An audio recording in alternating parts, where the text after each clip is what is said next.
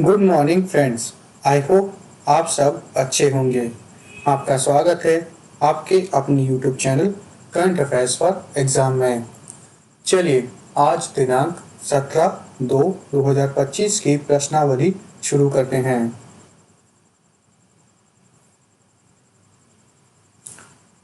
Jacob कीपिलोमो, जिन्होंने हाल ही में नया विश्व रिकॉर्ड हाफ मैराथन रिकॉर्ड बनाया, निम्नलिखित में से किस देश से संबंधित हैं? Uganda, Kenya, Tanzania, Somalia. इसका सही जवाब है युगांडा। जैकोब कीपिलोमो, जिन्होंने हाल ही में नया विश्व हाफ मैराथन रिकॉर्ड बनाया है, युगांडा से हैं। उन्होंने 56 मिनट और 42 सेकंड में दौड़ पूरी कर अपना 2021 का खिताब पुनः हासिल किया। जैकोब कीपिलोमो ने पिछला रिकॉर्ड 48 सेकंड से तोड़ा है। चलिए अगले प्रश्न पर आते हैं। निम्नलिखित में से किसने राष्ट्रीय भू स्थानिक ज्ञान आधारित शहरी आवास भूमि सर्वेक्षण अर्थात national geospatial knowledge based land survey of urban habitation pilot कार्यक्रम का उद्घाटन किया है?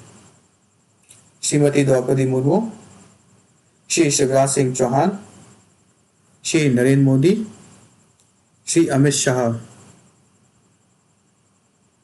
इसका सही जवाब है श्री शिवराज सिंह चौहान।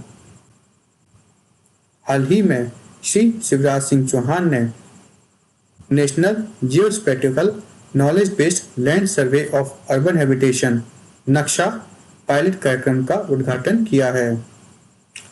इसका उद्देश्य 26 राज्यों और 3 केंद्र शासित प्रदेशों के 156 स्थानीय निकायों में शहरी भूमि सर्वेक्षण को आधुनिकीकरण करना है। नक्शा का प्राथमिक उद्देश्य भूमि स्वामित्व का सटीक दस्तावेजीकरण सुनिश्चित करना है। चलिए अगले प्रश्न पर आते हैं। वैश्विक पर्यटन लचीलापन दिवस हर साल कब मनाया जाता है? 14 फरवरी, 15 फरवरी, 16 फरवरी, 17 फरवरी। इसका सही जवाब है 17 फरवरी। ग्लोबल टूरिज्म रिसिलियंस डे अर्थात वैश्विक पर्यटन लचीलापन दिवस प्रत्येक वर्ष 17 फरवरी को मनाया जाता है।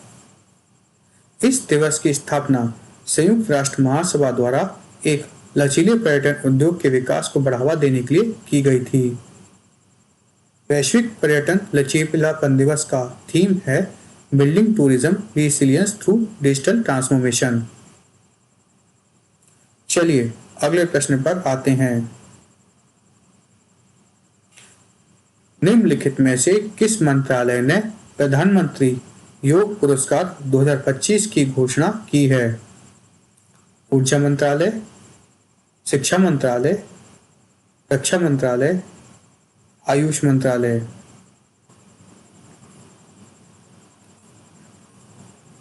इसका सही जवाब है आयुष मंत्रालय।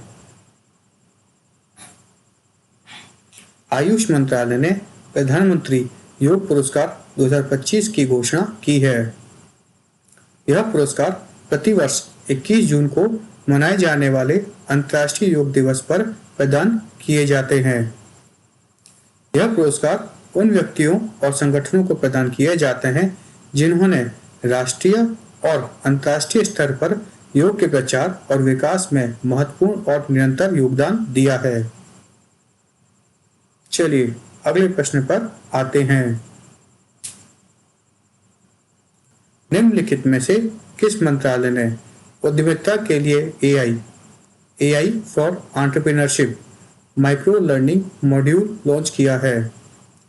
संस्कृति मंत्रालय, विधि और न्याय मंत्रालय, रक्षा मंत्रालय, कौशल विकास और उद्यमिता मंत्रालय। इसका सही जवाब है कौशल विकास और उद्यमिता मंत्रालय।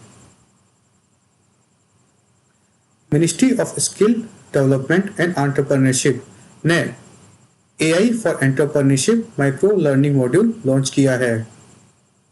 इसका उद्देश्य एआई अवधारणाओं को सरल बनाना और युवा युवा नए प्रवर्तकों के बीच उद्यमशीलता की सोच को प्रोत्साहित करना है। इस कार्यक्रम का लक्ष्य 2025 तक 1 लाख युवाओं को प्रशिक्षित करना है ताकि उन्हें प्रौद्योगिकी संचालित अर्थव्यवस्था में सफल होने में मदद मिल सके। यह मॉड्यूल व्यवसाय विकास, उद्यमिता रणनीतियों और समस्या समाधान के लिए एआई पर केंद्रित है। चलिए अगले प्रश्न पर आते हैं।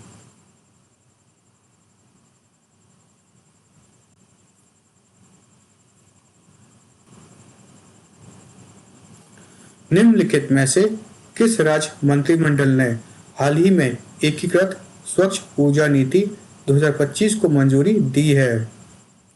ओडिशा, केरल, गोवा, असम। इसका सही जवाब है असम। असम कैबिनेट ने हाल ही में एकीकृत स्वच्छ ऊर्जा नीति अर्थात इंटीग्रेटेड क्लीन एनर्जी पॉलिसी 2025 को मंजूरी दी है। चलिए अगले प्रश्न पर आते हैं। किस कंपनी ने जल लचीलापन श्रेणी में फॉरवर्ड फास्टर सस्टेनेबिलिटी अवार्ड 2025 जीता है? ओएनजीसी, एनटीपीसी, सेल, गेल। इसका सही जवाब है एनटीपीसी। एनटीपीसी ने जल लचीलापन श्रेणी में फॉरवर्ड फास्टर सस्टेनेबिलिटी अवार्ड 2025 जीता है। यह पुरस्कार चेन्नई में संयुक्त राष्ट्र ग्लोबल कॉम्पैक्ट नेटवर्क इंडिया द्वारा प्रदान किया गया था। यह स्वच्छ जल तक पहुंचने को बढ़ावा देता है, जल निकायों को पुनर्स्थापित करता है और संरक्षण के प्रति जागरूकता बढ़ाता है। चलिए अगले प्रश्न पर आते हैं। अन्मुदी-शोला राष्ट्रीय उद्यान निम्नलिखित में से किस राज्य में स्थित है? केरल, तमिलनाडु, आंध्र प्रदेश, कर्नाटक। इसका सही जवाब है केरल। अन्मुदी-शोला राष्ट्रीय उद्यान केरल में स्थित है। केरल जल प्राधिकरण ने पुष्टि की है कि राष्ट्रीय वन्यजीव बोर्ड अर्थात national board for wild life ने सिंघानी नदी पर बांध बनाने के लिए अन्मुदी-शोला राष्ट्रीय उद्यान की 0.0442 हेक्टेयर भूमि के उपयोग को मंजूरी दे दी है। चलिए अगले प्रश्न पर आते हैं। निम्नलिखित में से कौन सा देश अगले ब्रिक्स शिखर सम्मेलन की मेजबानी करेगा? रूस, चीन, ब्राजील, दक्षिण अफ्रीका। इसका सही जवाब है Brazil. Brazil Rio de Janeiro में ब्रिक्स शिखर सम्मेलन की मेजबानी करेगा। यह देश जो 2025 तक विकासशील अर्थव्यवस्थाओं का समूह को नेतृत्व करेगा का लक्ष्य वैश्विक शासन सुधार और वैश्विक दक्षिण देशों के बीच सहयोग को मजबूत करने पर ध्यान केंद्रित करना है। चलिए अगले प्रश्न पर आते हैं।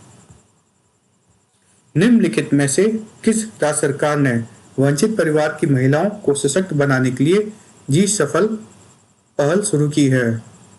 ओडिशा, गुजरात, केरल, बिहार। इसका सही जवाब है गुजरात। गुजरात राज्य सरकार ने वंचित परिवार की महिलाओं को सशक्त बनाने के लिए जी सफल पहल शुरू की है। इस योजना का लक्ष्य 50,000 अंत्योदय अन्न योजना कार्डधारक परिवार हैं। चलिए अगले प्रश्न पर आते। वसंत उत्सव एक पुष्प प्रदर्शनी है जो प्रतिवर्ष निम्नलिखित में से किस स्थान पर आयोजित होती है?